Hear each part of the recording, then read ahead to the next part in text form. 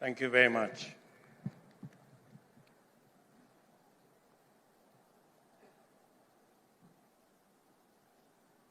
Your Excellency, Mr. Deputy President and Pastor Dorcas, our Prime Cabinet Secretary, the Honorable Musalia Mudavadi, and Mama Tesi, the Honorable Speakers of the National Assembly and Senate, Your Lordship, Chief Justice and President of the Supreme Court, and your Deputy, the Governor of the great city of Nairobi, Your Excellencies, High Commissioners and Ambassadors, Cabinet Secretaries, distinguished ladies and gentlemen, na Wakenya wenzangu wote, hamjambo. Wakenya hamjambo. Bwana Yesu asifiwe. Assalamu alaikum. Wakenya hoye. Asanteni sana. Mimi nimefurahi sana kwamba katika jamhuri hii ya kwanza kwa serikali ya awamu ya 5 tunasherekea jamhuri kwa njia ama kwa hali tofauti. Today we celebrate this jamhuri in a special way that we have intentionally profiled this jamhuri to be the jamhuri of technology and innovation. We have done so deliberately and intentionally because of the huge potential that exists in our technology and innovation space.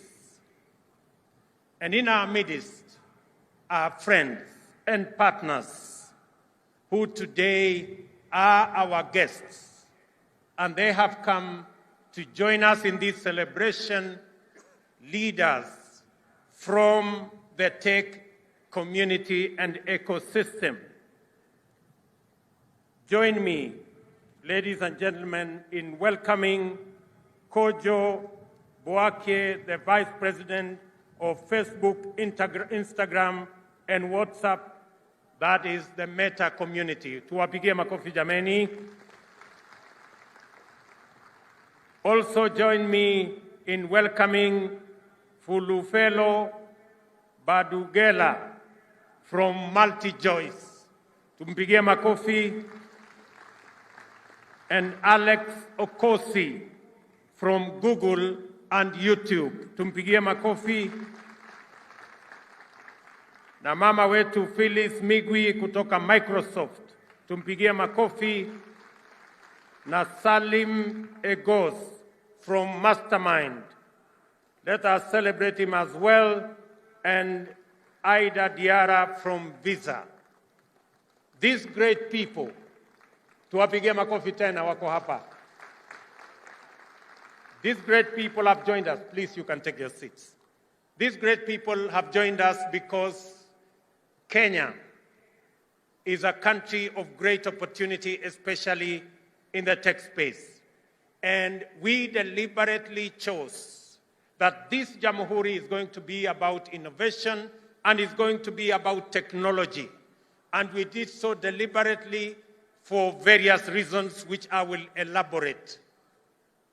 First, when we went round, the people of Kenya told us that they want technology to drive our economy.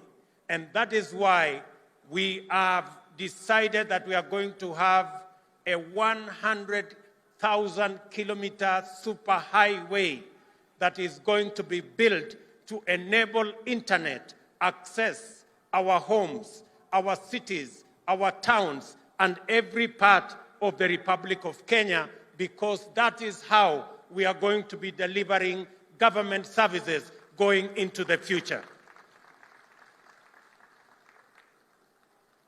Let me also announce that this is a technology and innovation jamhuri, because we intend to transfer 85% of the remaining government services to the digital space, so that every Kenyan, wherever they are, they do not have to get into any bus to go to get government services or queue in any line to access government services. It will now be possible in 6 months, when we finish the digitization of 5,000 government services, it will be possible for Kenyans to access government services from their comfort of their homes and their workplace using the internet, because government services will be available on that platform.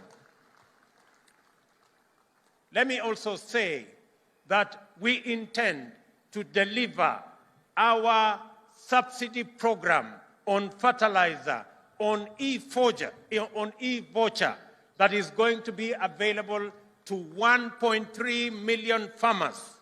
And I want to encourage our farming community to register themselves, because going forward, our fertilizer subsidy program is going to be dispensed on the internet, on e-voucher, so that we can eliminate brokers and eliminate cartels and ensure that targeted farmers have access to fertilizer. We have also had a conversation of our lifetime, and we have a target of 1 million jobs from our technology space. We've had a candid conversation with our technology and digital space leaders that Kenya, going into the future, we're going to have 1 million jobs, and that is why it is necessary and it is important that all of us understand the importance of technology and the place of innovation going into the future. Let me also say, as we deliver our universal health coverage, our tech community is going to be the space for e-health, and therefore our universal health coverage is going to be provided on a digital backbone and ensure that all health records are made portable, courtesy of technology, because that is the intention of our administration going into the future. And let me say that if there was any doubt in anybody's mind about the power of technology, just look at what has happened to the Hustler Fund. In a record 12 days, today, the Hustler Fund has 15.4 million subscribers.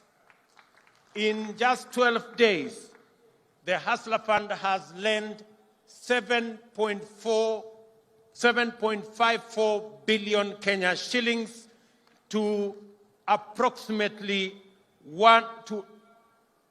to the 7.4 to the 15 million Kenyans that are on that space. And let me also say that the Hustler Fund has accumulated savings of close to 400 million shillings in just 12 days, well on track to 1 billion shillings in the next few days. It confirms the power of technology. Without committees, without secretariat, that is what the Hustler Fund has achieved. And the good news, and I want to thank the millions of Kenyans who have borrowed on this platform, that today 1.2 billion shillings has already been repaid by Kenyans who borrowed on this platform. And it is clear that two things have come around because of what you have seen on the Hustler Fund.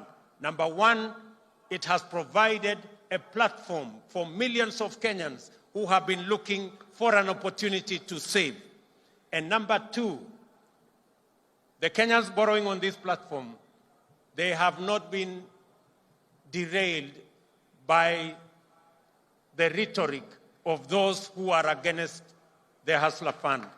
Let me say for the record and ask fellow leaders, my good friends, you are borrowing your mortgage at 3%. You have the capacity to borrow from your bank at 14%. Why do you want to derail the hustlers who today are suffering from Shylocks and from predatory lenders, and they are being charged 360%? And you're telling them not to pay money given to them at 8% so that they can go back and pay at 360%. Be humane, be kind, please allow the people borrowing on the Hustler Fund to also enjoy low interest rates the way you and your families are enjoying. Do not derail those Kenyans who have suffered for long from now accessing money on a digital platform that is of interest, that is reasonable.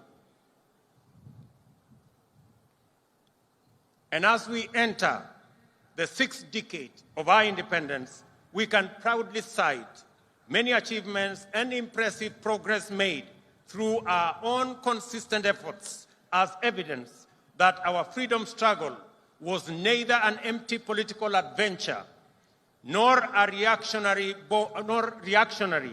born of idle resentment.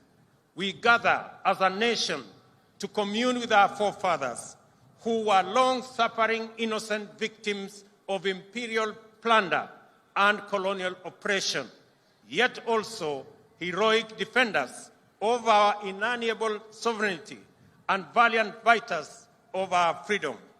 On Jamhuri Day, we celebrate the moment when Kenya proclaimed itself a free democratic republic. It is also a time to reflect deeply on the founding aspirations of our nation. And I want to say, while I move along with you, that in the early moments of this administration, we engaged to ensure that the challenges that millions of Kenyans told us in this campaign, we began the journey to address those challenges.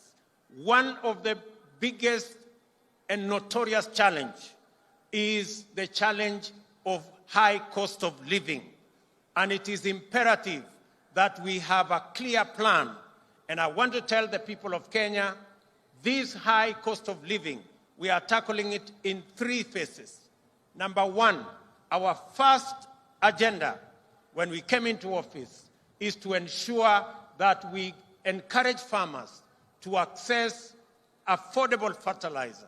And that is why we reduced fertilizer from 7,000 shillings to 3,500 so that we can enable our farmers to be able to enhance their productivity in our journey towards making food affordable in our republic.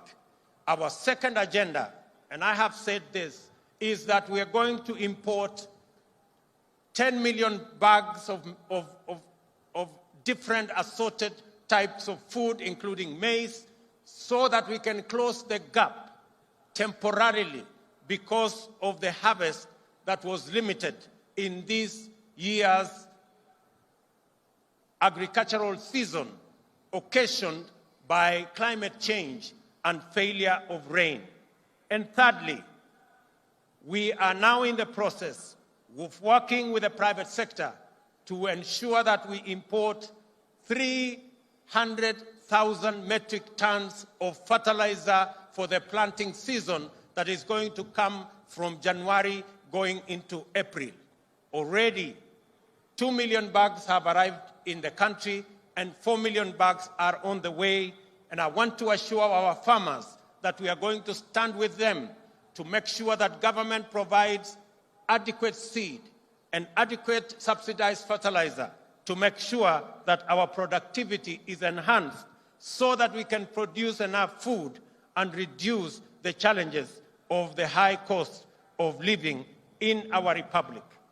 The second item that we must tackle is the issue of ensuring that we create enough jobs for the millions of young people in our nation.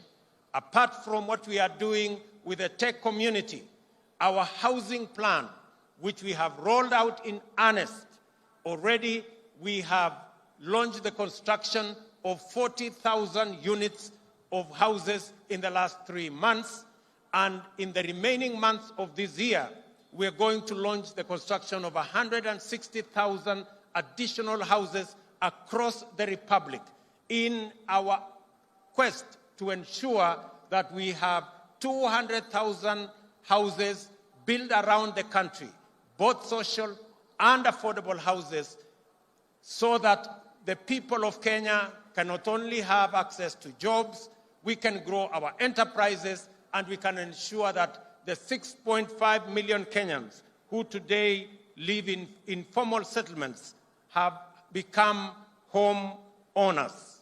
I want to request and ask all county governments. We already have 15 county governments that are working with us on this plan.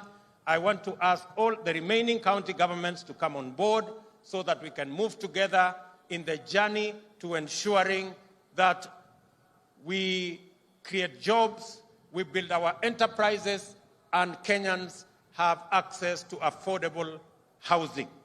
Let me also say, on the matter of ensuring that we have adequate food, our fourth item is to ensure that we transit from rain-fed agriculture to agriculture under irrigation.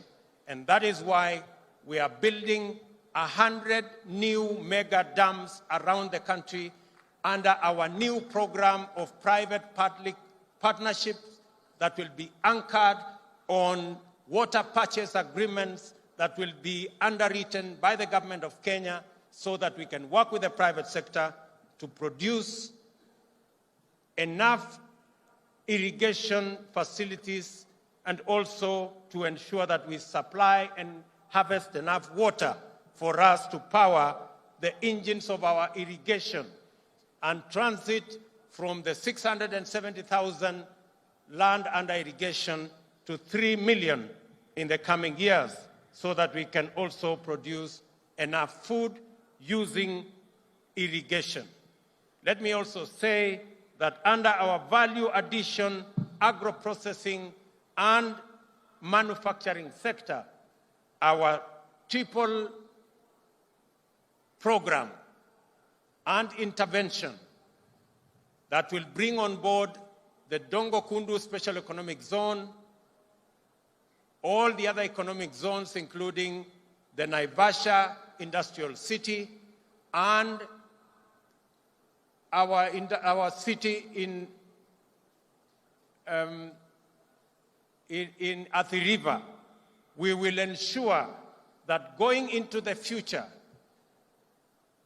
our industrialization agenda that has been going down, which has gone from 9% to 7%, we have agreed with our private sector that we will re-engineer that space using the products we have, from coffee to tea to avocado to leather to cotton. And we have agreed that industrialization is going to contribute from our 7% at the moment. We want to move it to 20% of our GDP by 2030, because that is the way we are going to add value to our products, we are going to create jobs, and we are also going to create wealth.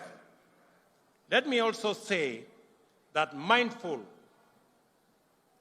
of this solemn obligation to do right, while laying the foundation of a flourishing nation for future generations, I have pursued several interventions since I took office nearly 3 months ago with the urgency, zeal, and focus that the moment demands.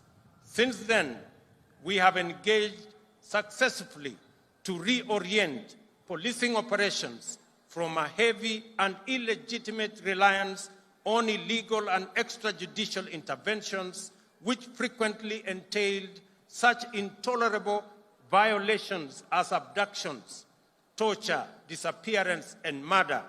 There is now consensus that a new policing paradigm is at hand, and it is possible to achieve a high level of security for our citizens and also observe their rights and freedoms to the greatest extent. I commend the entire National Police Service, from the constable on the beat to the Inspector General, for the enthusiasm with which they have embraced the changes and enhanced our general security through increased vigilance and improved relationship with citizens and their communities. Before the end of the year, I will be appointing a task force to review the terms of service of our Kenya Police Service. It is instructive to note that the people of Kenya talk to us about predatory lending. And I engaged, when I came into office, 3 fintech institutions on the way forward in making mobile loans more affordable. As a result, there was a drastic reduction in the interest charged on the police service, signaling a new era of affordable credit for borrowers. I also engaged lenders on the need to liberate more than 4 million borrowers from the prejudice arising from being blacklisted under the Credit Reference Bureau framework, which arbitrarily paralyzes their business prospects. We have secured an agreement with the lenders to abandon this punitive approach and shift to a credit scoring system which incorporates incentives for both lender and borrower. Let me also say that under our program on managing climate change, we will ensure that we build our 15 billion tree cover to be planted around the country. We will build it from the bottom up. The Ministry of Interior has the instructions to start with the 45,000 people at the bottom of the provincial administration pyramid, the Nyumba Kumi leaders, 45,000 of them coming to the 9,000 assistant chiefs and 4,000 chiefs to ensure that we build from the bottom going up our tree planting exercise to ensure that we reach the 15 billion trees planted across the country. And I want to thank the governor of Nairobi. We are going to be working with the county government of Nairobi in the greening of our city. And we have agreed with the governor that beginning January, we are going to hire 11,000 young people to create the army that will green our city, those that were working under the old program of Kazi Mtaani.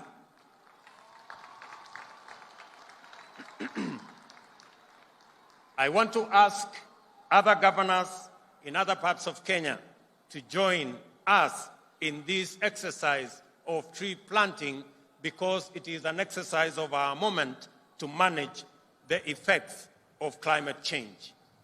As you all are aware, we also appointed a working party to look into our education system.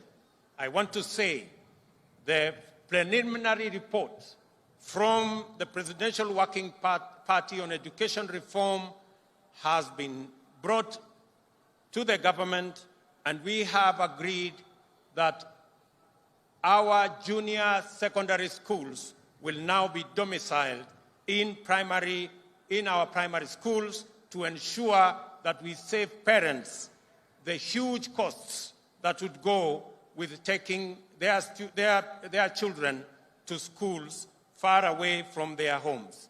And I have also instructed the Teacher Service Commission to commence the hiring of the largest cohort of teachers in independent Kenya.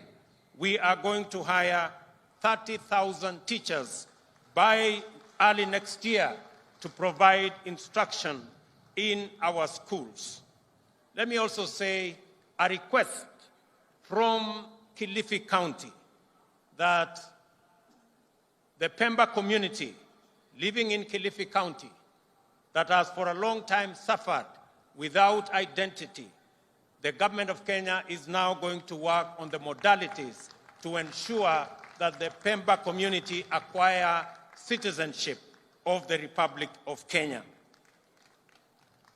We are proud of Kenya's consistent record of leadership to advance the cause of peace, cohesion, security, and stability in our region. Under various regional and continental frameworks, and with the support of the international partners, we are deploying our position as a regional anchor state for the benefit of our neighbors and our region. My predecessor, President Uhuru Kenyatta, working under the aegis of the African Union, is engaged in mediation efforts to restore peace and stability in Ethiopia's Tigray region and under the EAC initiative to restore normalcy in the Eastern Democratic Republic of Congo. Our interests, ladies and gentlemen, are nested in a dense network of reciprocal diplomacy, which helps our agenda to attract investment, forge partnerships, and create markets for our exports and employment for our young people locally and overseas. In the last 3 months, we have aggressively sustained our pursuit of mutual beneficial endeavor with friends and partners all over the world.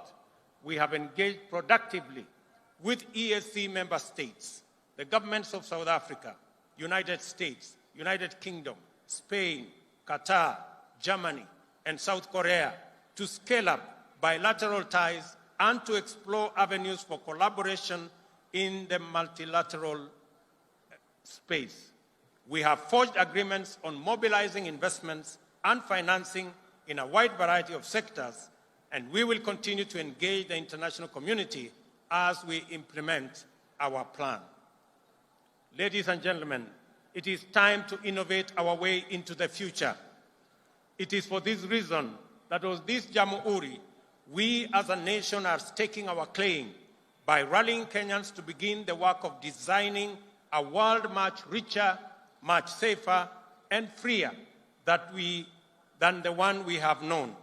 Innovation is frequently associated with technology, and we must avoid the pitfalls of viewing technology and innovation as a preoccupation with things at the expense of people.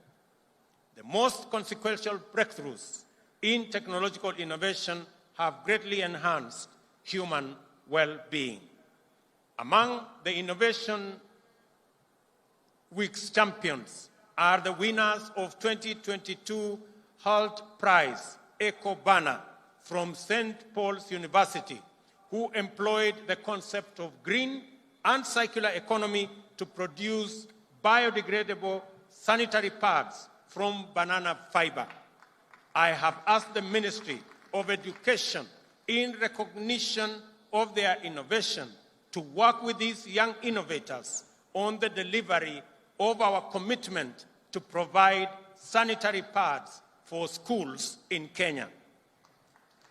The Kenya Innovation Week attracted large global technology firms whose senior leaders made their way to Kenya to witness firsthand the magnitude of the innovation potential of our Silicon Savannah. We have agreed on partnerships to support local organizations in providing opportunities for young people to acquire training and skills on various aspects of digital productivity. We are also exploring ways of making the benefits of monetization of online activity available to Kenyan content creators on more platforms. I have spoken directly to Meta, the parent company of Facebook, WhatsApp, and Instagram, to monetize content for our digital entrepreneurs that will exponentially multiply their incomes and create employment opportunities for others. I am impressed and encouraged by the power of monetization and remote jobs. This is the way to the future. And I was asking myself, if I was not a state officer, I wonder what the content of my small Facebook page with 2.3 million followers would earn for me daily. As we have witnessed today from the performances that have given us thrilling entertainment, our creative sector is ready with thousands of highly talented and promising young people waiting to seize opportunities to stream high-quality content for monetization. My administration, in that context, will work with all our tech community to ensure that we actualize the monetization that will ensure that these young people get royalties and money for what they are doing in the tech space. On sports, my administration recognizes sports and the arts as a major industry that can employ millions of our youth and help grow our economy. This is why we have moved with speed to get our football back, to protect Kenya's proud athletes' pedigree from doping, and to streamline collection and distribution of royalties from our artists. Through the revolutionary Talanta Hela plan, we will rebuild and monetize our sports and creative industry. As part of this plan, I will champion a grassroots football development program that will see national government work with county governments to invest heavily in youth football. Arrangements are at an first stage to launch a bottom-up football tournament to be contested by under-19 teams from all 47 counties.